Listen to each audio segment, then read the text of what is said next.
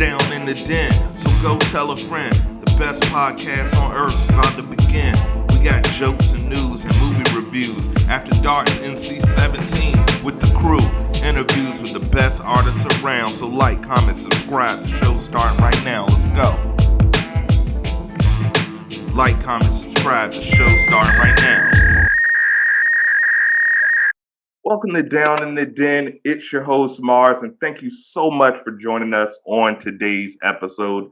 And today I am stoked because all heroes don't wear capes. We have someone here that has been an educator for over a decade, someone that truly has fought for the people in activism and just being there. And now she is running for governor of the grand old Commonwealth of Virginia. Ladies and gentlemen, welcome Miss Princess Blandy to the show. Princess, how are you doing today? I am well. Thank you for having me. How are you? I'm doing well. Thank you so much for carving out some of your time. I know you're busy with the campaign and life in general. So thank you so much for carving out some time so we can talk about your candidacy and talk about what's going on in our state. So thank you again. Sure thing. Thanks for having me. It's my pleasure. So let's get right into it. I always tell everyone I'm a big nerd. I'm a big comic book fan. I grew up that's how I actually learned to read, through my big brother buying me Batman comic books. And I always say every hero has an origin. So tell the people, tell the den mates who might not know that you're running for governor, who might not know your mission statement. Tell us your origin story and what inspired you to make this change and run for governor of Virginia. Absolutely. Well, I'm actually originally from upstate New York, a little city called Newburgh, New York. And, my family essentially, while I was in undergrad school at Morgan State University pursuing my bachelor's in biology, my family came down to Middle Peninsula of Virginia, found land, and that's all she wrote. They started, building homes, and they were anxious to move us from upstate New York down here to Virginia and rural Virginia to just provide us for better opportunities in a safer environment. And so just kind of fast forward, and I pursued my bachelor's in biology, which I earned at Morgan State University. And by the time I graduated in 2004, my family had already settled down here in Virginia. And I oftentimes joke and tell people I kind of got stuck here. I needed to be where my support system was, because at that time I had my 1-year-old, which is my oldest daughter, and I wanted to be closer to my support system so that I can continue to pursue my education. And so it was a transition going from New York to Baltimore to down here, in rural Virginia. But this is my home that I absolutely love dearly. My career have changed from pre-med to me quickly seeing that the medical field was not for me, but I had wanted to be a pediatrician because I wanted to help young people. And at such a young age, I remember 6th grade saying, I want to be a baby doctor. So helping kids correlated to being a baby doctor in my young mind. But that was the door that opened up to what later turned into me becoming an educator, and I was still able to help our youth. So I am a veteran teacher. I've had an opportunity to teach at the middle school level and also serve as an assistant principal at the elementary and high school level. What brought me to where I am now and as being a candidate for governor is May 14th, 2018, my life changed. My family's life changed. My brother, Marcus David Peters, was one of my teachers at Essex High School. So I was the assistant principal. He was a high school biology teacher at Essex High School. And after he completed a full day of teaching, he started his path home in Henrico towards Richmond. And he essentially ended up having a mental health crisis. My brother was murdered by a Richmond police officer while he was unarmed, completely undressed, and having his very first mental health crisis. And as I say, and I will continue to say, my brother needed help, not death, as the same is with so many people who are experiencing mental health crises. I remember, and I say all the time, that I never had time to truly grieve because the headlines was basically crazy black naked man. And I refused to let that go because the media, the city, and the state tried to take my brother's lowest moment and cause that to define him, and to erase all of the amazing things that he did. They didn't want to tell you that he graduated top of his class, in high school, and he was the graduating speaker. They didn't want to tell you that he was a graduate from VCU, who earned his bachelor's in biology, minors, in psychology, chemistry, and Spanish, which he became fluent in. They didn't want to tell you that he was a law-abiding citizen, who again had a mental health crisis, and when he was in need of help, a police officer served as judge, jury, and executioner on the spot. And so myself, family members, and a continuously growing base of supporters, have basically said, we can't bring Marcus back, but what we can do is enact legislation that would ensure that mental health professionals are the first responders and not police officers. And we, on a local and state level, our legislators ignored us. We went before city council. We were told to trust the system, and that failed, as it always does. And it wasn't until May of last summer, 2020, after the unjust murder of George Floyd, that there was a national outcry, for police accountability, and there was an uprising, which included in the city of Richmond. And I was a heavy hand in that uprising. The people, the community members, said, wait a minute, we had our own George Floyd, and his name was Marcus David Peters. It was easy for our elected officials to say that George Floyd's murder was unjust because that was not in their jurisdiction. It was not in their own backyard. Yet they refused to utter the name Marcus David Peters.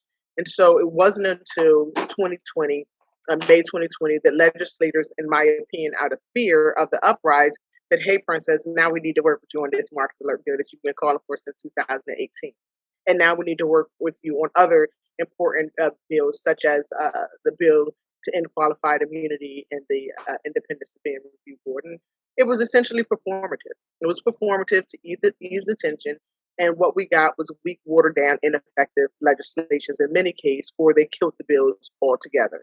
And it was those moments, it was during the uprising that I remember saying on the streets, it's time for the rise of a strong independent party, because I knew that we could no longer continue to beg our oppressors to be our saviors, because they're not. In Virginia, the Democratic Party is the majority in the House, Senate, and we have a Democratic governor. So they can't blame the Republicans. They have the votes. However, they choose to continue to put profit in politics over the voices, needs, and concerns of the people. And I knew that it was time for us to expand our fight from the streets and into the seats of these key elected positions, in order to claim the full course meal that we all deserve. And that's ensuring that liberation is a human right, not a privilege for all Virginians. Well, first of all, thank you so much for sharing your story, and my condolences to you and your family. I have an older brother that I lost about 5 years ago, so I understand how it is, and I couldn't even imagine losing someone that way. So my condolences, and I thank you so much for your strength to actually fight the right way and get the change done legislatively. And you're absolutely right. We have another show on our network called Politics as Usual, where we partner with a non-for-profit organization called CUSP, Keeping Us Safe and Prosperous, which focus on police brutality and making sure that we're protected. So thank you, of course. And obviously, right now, after the Derek Chauvin case and the death of George Floyd and the influx of so many people of color that have been, as you just so elegantly mentioned, was judge, jury, and execution by officer. So police brutality is huge. And unfortunately, our Commonwealth has been in the news more than a few times recently with the police shootings in Virginia Beach and the military man that was pulled over in Waverly.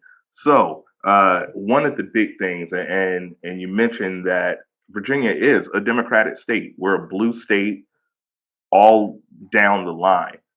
But I notice a lot of politicians on both sides are scared. Even former President Obama, I don't want to say defund the police. He actually said that, don't use that term. What is your stance? Because we hear defund, we hear reform, we hear retrain, we hear abolish. There's a lot of keywords out there. What is your stance on how we can make the police what they're supposed to be? Someone that protects and serves, or is it an institution that really has to be removed and rebuilt to something for us that can actually help us? What is your stance, and what do you think we can do, especially here in the Commonwealth, to make the police something that's for everyone that actually serves instead of executing people in the middle of the street. Right. And you hit a lot of key points, and I think you kind of answered your question for for yourself. You kind of took some of the words right out of my mouth. But as you stated, we have a lot of people who are in position of power that are taking the path of least resistance. You can't say that Black Lives Matter, but you're not willing to pass legislation that shows the Black liberation matters. And so it was very easy, especially during the uprising, when there's tension, to wear that shirt, to wear that hag, and wave that flag. However, they're doing things that are very symbolic, such as making Juneteenth a national holiday, such as removing, these Confederate monuments. That's nice. However, my people were still oppressed. And so when we hear people who are fearful of the words, defund the police, I say that they are taking the easy way out, and they are, putting politics and profits over the needs of people. And I absolutely support defunding the police. And I will take a moment for those who refuse to allow to take the time to educate themselves, to let them know when we say defund the police, what we're talking about is reallocating funds to systems of care. Police cannot address everything from A to Z. As a school administrator, when my babies had a mental health crisis, I was required to call the police, and they had to be escorted out of the school, via the police. That is, it is very embarrassing, and it is very humiliating, and it kind of punishes the person for having a mental health crisis. When we look at substance abuse, when we look at even traffic stops, we do not need armed police officers to address everything from A to Z. And the reality is they're not trained to address everything from A to Z. We have now here in Virginia, I believe 5 out of the 8 adult mental health facilities are going to be closing. So what does that mean? When people have now we're going to have an uptick. We're going to have an increase in people who are dealing with mental health crises. Not only the police being called, but them being incarcerated when they need help. When they need resources. And so this system, in my opinion, cannot. And when I talk about this system, I'm talking about our police departments, our criminal injustice system. It cannot be reformed. Okay, we can, by defunding the police. That's just a step. It's a step in the direction that we need to take. Is getting to the point of abolishing the police. And again, those are scary because the media makes it scary. What we're saying is creating a system that, from its inception, that puts the needs, the voices, and concerns, and putting humanity and equity first. The system was not meant to ensure liberty and justice for all, and that's why we don't get liberty and justice. It's not broken; it is functioning the way that it has been created, to function. So we need a brand new system that centers equity and humanity, and that works for all of us. And what's in place right now does not. Between systemic racism, which is a huge variable, the continuous biases, in policing. We're going to continue to, as Einstein said, you can't keep doing the same thing and expect different results. Throwing more money at the police is not going to do the job, because there's still no level of accountability. Doing more training is still not the solution, because there's no level of accountability. As an educator and former pre-med student, I know that as a teacher, as a nurse, as a doctor, if you're trained as a doctor or nurse in CPR and you stand there and watch a person turning blue and you do nothing to help them, you will be held accountable for your lack of action. However, police officers can go through CIT training, crisis intervention training, and any other training. And when they don't use the tools that they have been trained to use, they're not held accountable. So that makes it very dangerous, especially to Black and brown people, especially to our most marginalized communities. And I absolutely, as governor, will move forward with first step being passing a bill to end qualified immunity. We must hold our police officers accountable for their actions, and moving towards creating a more inclusive, equitable, humane system for all of us. That is music to my ears, and it's something that we talk about on Politics as Usual all the time. We are a big proponent of defunding the police, and I think the key word, and as a former educator, and I always say you're always an educator once you become an educator, that is absolutely right. I feel in a lot of cases the police are bringing a sledgehammer when they should be bringing a scalpel, and really having more compassion. Now, you mentioned systemic racism, and that is something that we hear so many politicians don't even want to admit that it exists, which is a problem with me because anybody can Google for 2 seconds and see where the systemic racism lies. What do you feel is something we can do to combat systemic racism besides legislation to really get in the hearts and minds of the people where they realize that this isn't a broken system? You're absolutely right. It's working efficiently and exactly how it was designed. But how do we get to the hearts and minds of the people? Because I think that's where it begins. Yeah, I'm grassroots at heart. That's where my beginnings start, and I believe we must start building our communities up from within. Everything can't be top down. Simple things as they're not simple but important. Steps that are not necessarily legislative steps. But when I look at the Marcus David Peters Circle, that is a space before they put up that barrier of oppression, that was very inclusive. I mean, it was very diverse. People felt free to be them. People who would never ever talk to each other, or intermingle. They did that, because it was a very liberating space where people were able to come and contribute how they felt, that they were able to contribute. They were able to just be themselves. The energy there was amazing. So we must be very intentional with creating opportunities and spaces that are diverse, that are inclusive. We do not need any more monuments to come up. I heard people have asked me numerous times, do you think that we need a monument of your brother? No, we don't. The Marcus David Peters Circle, its name is enough. We're appreciative of that. But we need places that are not hovering over us, in a dictator, oppressive way, but in a way that says you are all welcome here. Let's learn about each other. Let's grow from each other. And when one of us is hurting, all of us are hurting. Let's work to keep each other safe. Excuse me. If there's something that I can do that can help you, you know what I mean? Then I'm going to do it. Our campaign, my heart is very heavily built on two main things. That's equity and humanity. And you don't need legislation for that. We must start funding, some of our community members and organizers and supporting them that are already doing the work. We have a lot of people who are on the ground who you will never see, you will never hear, that are already doing the work. They're answering those calls for community care, And so when we talk about, how do we, I can't beat racism out of somebody. I can't incarcerate somebody to the point where they don't become a racist, but I can facilitate conversations, right? I can facilitate opportunities for us all to occupy the same space and to see the humanity in each other. And I had the opportunity to not only see that within the Marcus David Peters Circle and during the uprise, where I kept saying to people, I said, this time is different. They're like, what do you mean? There's always been protests.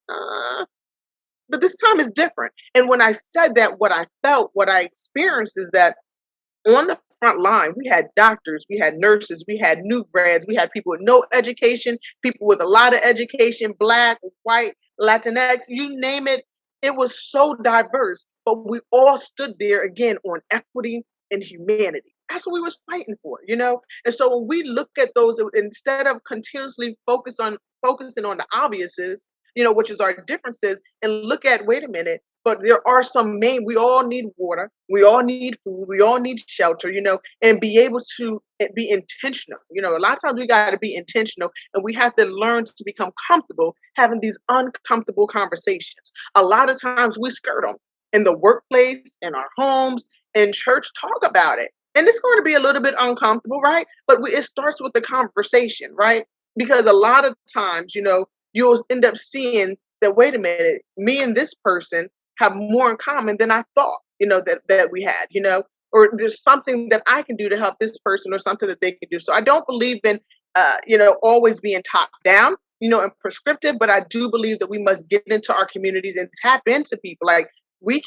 I believe that we must not pass any legislation about the people without the people.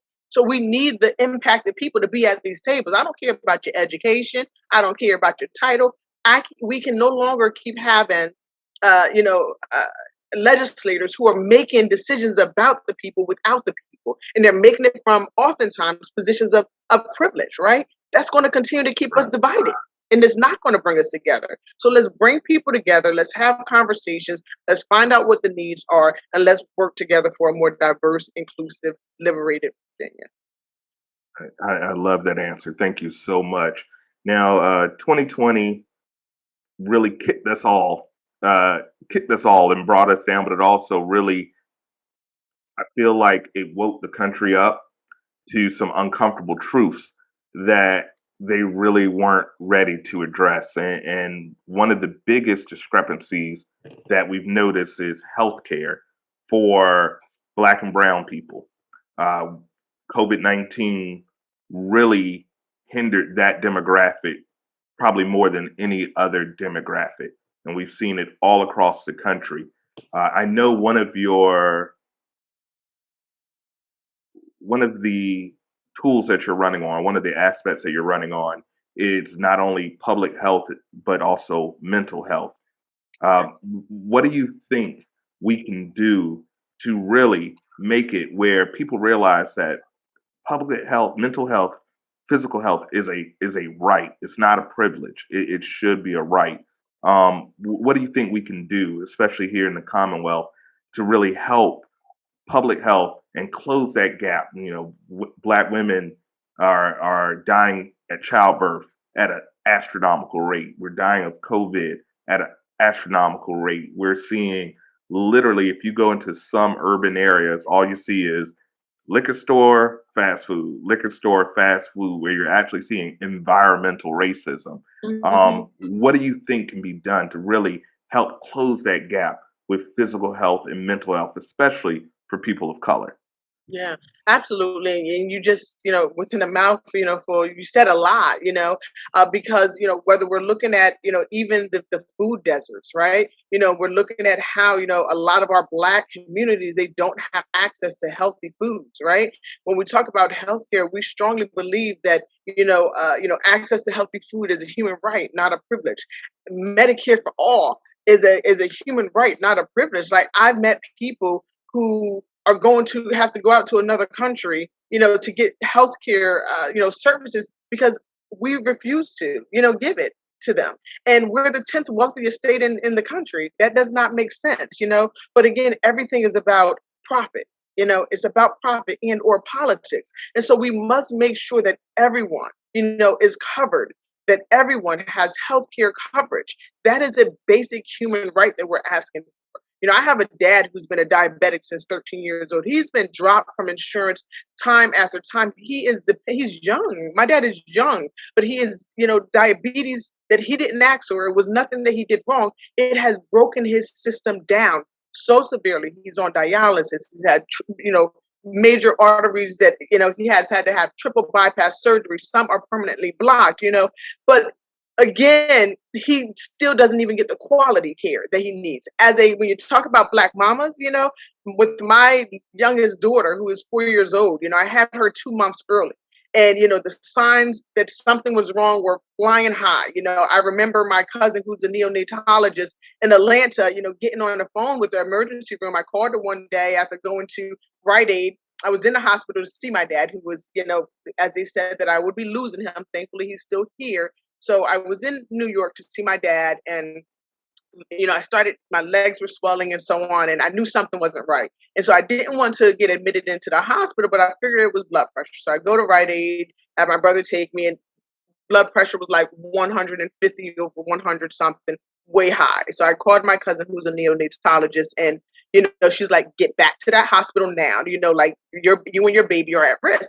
But they didn't pay us any mind. I sat in the emergency room for so long, and she finally had to put her foot down and kind of, really get stern with them and said, look, I am very concerned that, she's going to have that baby. And I was 2 months early. And surely enough, the quality of care was horrible. I traveled back to Virginia, and literally within less than 24 hours, I had an emergency, a medical emergency. And I was told, you are the sickest patient in the hospital at this point. And I had to take my baby. They had to take my baby, which she's fine, thankfully now. But, my point is that they didn't listen. Like I was telling them how I was feeling. I was telling them, my cousin was telling them, but they waved it off, and oftentimes, that happens. I had a recent medical scare as well, and I literally went to the emergency room I think 2 or 3 times within like a week.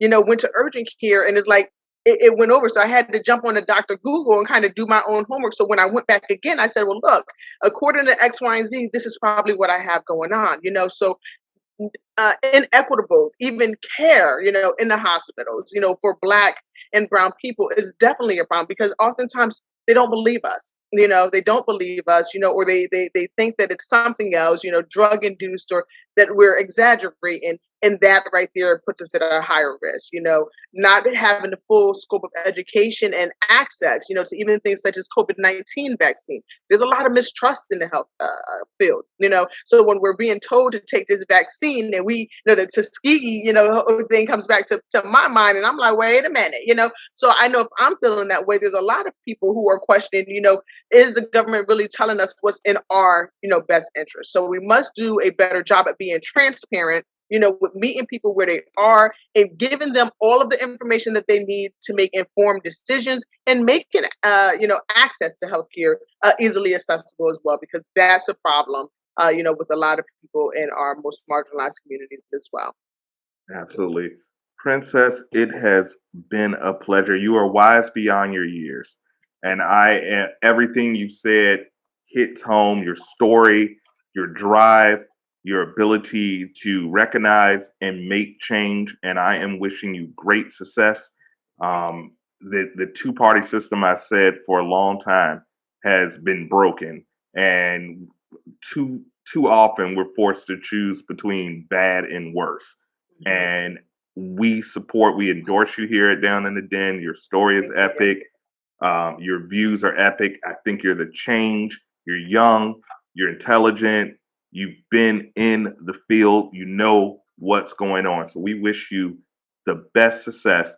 Please tell the Den mates how they can support you, where they can find you, and where they can learn more about your campaign. We want to raise those funds. We want to get you in all the debates. We want to make sure that you're on the ticket, because I think you're exactly what the Commonwealth needs to get us where we need to be. So please tell the Den mates where they can find you, where they can support you. Sure. Well, thank you for your endorsement. I greatly appreciate that. And, I absolutely will be on the ballot. And so our goal now, our mission now, and we claim nothing short of victory, is to ensure that we actually win this upcoming election. And, what's taking place now is, as I, stated earlier, I believe I stated, I am running under the newly formed Liberation Party. And so I am not, a Democrat nor a Republican. So they're being very intentional with keeping me out of debates. But I'm a strong believer that when a door is closed on you, you kick like hell and you create your own opening. And that's what we will continue to do. And so if you all could, when you say, how can you help, you can go ahead and, learn more about our campaign at www.princessblandon.com. Share on social media like crazy, text your friends, your family, because what they want is for us not, to erase us. They don't want Virginians to know that they do not have to choose between the lesser of the two evils. They do not want Virginians to know about our campaign. So the biggest help is word of mouth and sharing on social media like a wildfire. And also, we always are greatly appreciative of donations. We do not take donations from corporations, as we will not allow them to be our mouthpiece. We will continue to fight fearlessly, and the people will guide us. Absolutely. But we will put all of your information on this episode. You're a official Den mate. We always do a stamp. Thank you. So you are an official stamp. We will be sharing your information until this campaign ends. Weekly, we'll be putting posts and everything, because we want, especially here in Virginia, here in the 757, 804, all of the counties and cities, we need great leadership. And I think you're the perfect person to lead us into the new generation. So thank you so much for joining us here. Everybody, please check out Princess. She is making great moves, great strides. And I honestly believe we don't have to just pick the lesser of evils anymore. Let's pick someone of the people, for the people, by the people. So thank you so much for joining us. And as always, deuces. Bye. So like, comment, subscribe. The show's starting right now. Let's go. Like, comment, subscribe. The show's starting right now.